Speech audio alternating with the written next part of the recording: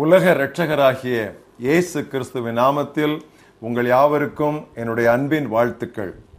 இந்த நாள் தியானத்தின் தலைப்பு நற்செய்தி பவனி, மொபைல் புல்பிட். வாசிக்க வேண்டிய வேத பகுதி மத்தேயு 21 அத்தியாயம் முதல் 11 வசனங்கள். அவர்கள் எருசலேமுக்கு சமீபமாய் சேர்ந்து ஒலிவமலைக்கு அருகான பெத்பகேயுக்கு வந்தபோது இயேசுவானவர் சீடரில் 2 பேரை நோக்கி, உங்களுக்கு எதிரே இருக்கிற கிராமத்துக்கு போங்கள். போனவுடனே அங்கே ஒரு கழுதையையும் அதனுடைய ஒரு குட்டியையும் கட்டியிருக்க காண்பீர்கள். அவைகளை அவிழ்த்து என்னிடத்தில் கொண்டு வாருங்கள். ஒருவன் உங்களுக்கு ஏதாகிலும் சொன்னால், இவைகள் ஆண்டவருக்கு வேண்டும் என்று சொல்லுங்கள். உடனே அவைகளை அனுப்பிவிடுவான் என்று சொல்லி அவர்களை அனுப்பினார். இதோ உன் ராஜா சாந்த குணமுள்ளவராய் கழுதையின் மேலும் கழுதை குட்டியாகிய மரியின் மேலும் ஏறிக்கொண்டு உன்னிடத்தில் வருகிறார் என்று சீயோன் குமாரத்திற்கு சொல்லுங்கள் என்று தீர்க்கதரிசியினால் உரைக்கப்பட்டது நிறைவேறும்படி இதெல்லாம் நடந்தது.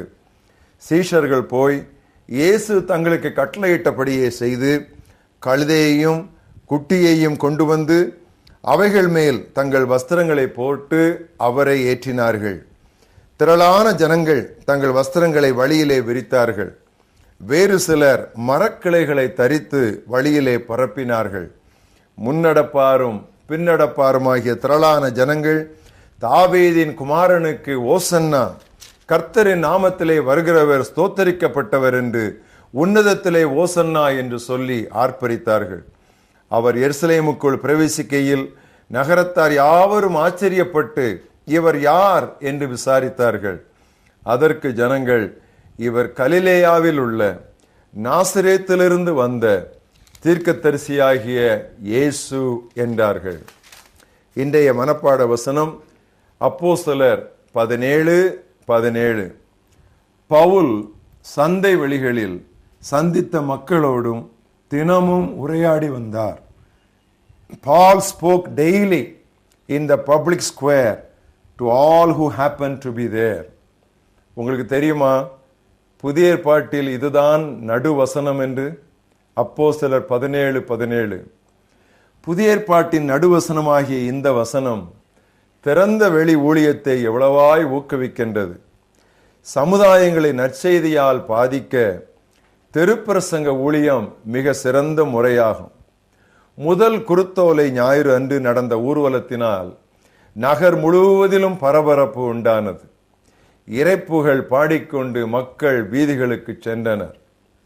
அக்காலத்து இரட்சணிய சேனை சபையினர், அதாவது சால்வேஷன் ஆர்மி, உள்ளத்தை உருக்கும் இசையோடும் மேள தாளங்களோடும் அடிக்கடி தெருக்களிலும் சந்திகளிலும் நற்செய்தி பவனிகள் நடத்தினர். வீணான பிரச்சனை உருவாக கூடிய ஒரு சில இடங்கள் தவிர்த்து சிறு குழுக்களாவது திறந்த வெளிகளில் நாம் பாடல்கள் மற்றும் சிறு சொற்பொழிவுடன் பவனி செல்லலாம். ஒவ்வொரு சபையும் நகரில் ஒரு பகுதியை தெரிந்தெடுத்து இவ்விதம் ஊழியம் செய்யலாம். பொது விடுமுறை நாட்களில் அவ்வூரில் உள்ள அனைத்து சபைகளும் சேர்ந்து பொது பவனி செல்லலாம். சபை கூடும் இடங்களை விட்டு சந்தை கூடும் வெளிகளுக்கு செல்ல வேண்டிய காலம் இது. It's time that we leave our meeting places for the market places.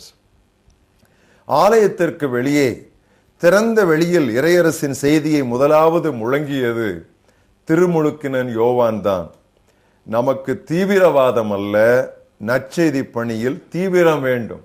யோவான் ஸ்நானகன் முதல் தேவனுடைய ராஜ்யம் பலவந்தப்படுகிறது, பலவந்தப்படுத்துகிறவர்கள் அதற்குள் நுழைகிறார்கள், அதை பிடித்துக் கொள்கிறார்கள் என்று பார்க்கிறோம். தெருக்களிலும் சாலைகளிலும் சந்திகளிலும் சென்று தொலைந்து போனோரை, தொய்ந்து போனோரை, தொடப்படாதோரை கிறிஸ்துவின் விருந்து சாலைக்கு வருந்தி கட்டாயமாய் அழைத்து வருவது நமது கடமை.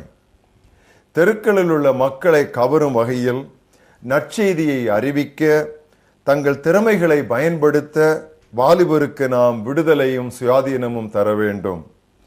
கலைத்திறன் ஆவியானவரின் ஒரு வரம்.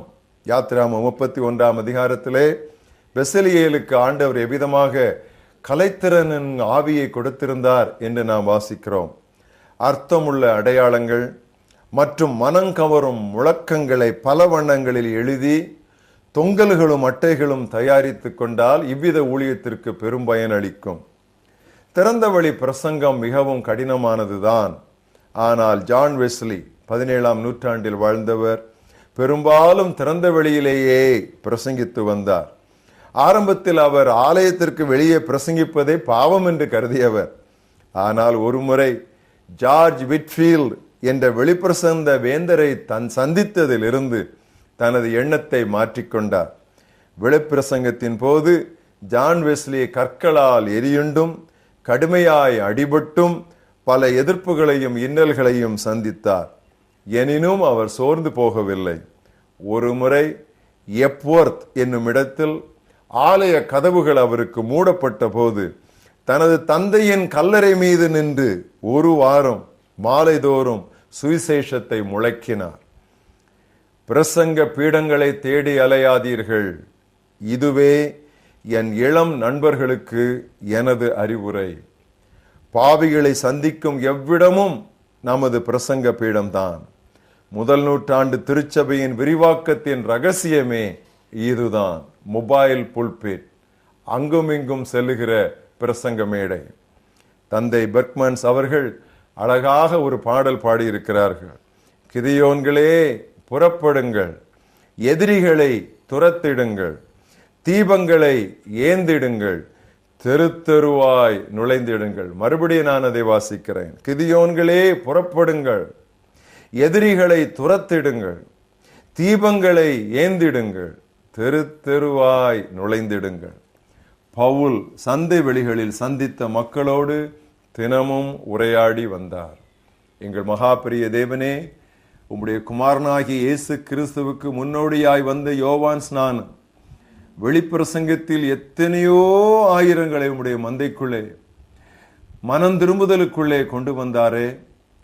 இயேசு கிறிஸ்து அதை தொடர்ந்து கர்த்தாவே மலைப்பாங்கான பகுதிகளிலும் கடலோரங்களிலும் சந்தை வெளிகளிலும் கல்லறை தோட்டங்களிலும் கூட உம்முடைய நற்செய்தியை பறைசாற்றி வந்தாரே.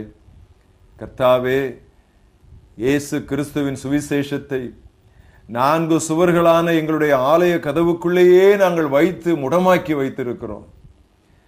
கர்த்தாவே, சபை கூடும் இடங்களை விட்டு சந்தை கூடும் வெளிகளுக்கு சுவிசேஷத்தை நாங்கள் எடுத்துச் செல்லும் காலம் இது என்று இன்று எங்களுக்கு நீர் உரக்க தட்டி சொன்னதற்காக நன்றி சொல்லுகிறோம். வாலிபர்கள், நங்கையர்கள், விசுவாசிகள் அத்தனை பேரும் முடிந்த வேளைகளில் எல்லாம் முடிந்த வகையிலெல்லாம் தெரு தெருவாய் சென்று தீபங்களை ஏந்தி கிதியோன்களாய் உம்முடைய நற்செய்தியை அறிவிக்க கர்த்தாவே, திருச்சபையே ஒரு மகா பெரிய சேனையாய் புறப்பட வேண்டும் என்று சொல்லி நான் ஜெபிக்கிறேன். என்னை கேட்டுக்கொண்டிருக்கிற அருமையான சகோதர சகோதரிகளுக்குள்ளே இவ்விதமாய் வீறு கொண்டு எழும்பும் ஒரு ஆவியை நீர் தர வேண்டும் என்று நாங்கள் ஜெபிக்கிறோம். தீவிரவாதம் அல்ல, இயேசு கிறிஸ்துவுக்காய் தீவிரமாய் இருக்க உதவி செய்யும். வருந்தி மக்களை வெளியே போய் நாங்கள் கூட்டிக் கொண்டு வர உதவி தாரும். இப்படிப்பட்ட ஆவியை எங்கள் ஒவ்வொருவருக்குள் நீர் ஊற்றிவிடும். திமிர்வாதம் பிடித்து உள்ளேயே கிடக்கிற எங்களுடைய கால்களுக்கு கர்த்தாவே பலன் கொள்ள செய்து நீர் எங்களை ஆவியானவர் மூலமாக துரத்தி விட வேண்டும் என்று நாங்கள் ஜெபிக்கிறோம். ஒருவேளை நாங்கள் வெளியே போக இன்னும் தயங்கிக் கொண்டு இருந்தால் கர்த்தாவே, சபைக்கு துன்புறுத்தலையாவது நீர் அனுப்பி எங்களை எங்கும் சிதறடிக்க வேண்டும் என்று நாங்கள் ஜெபிக்கிறோம்.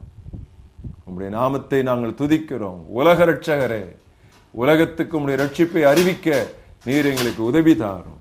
இயேசு கிறிஸ்துவின் நாமத்தில் ஜெபம் கேளும் எங்கள் ஜீவனுள்ள பிதாவே, ஆமென்.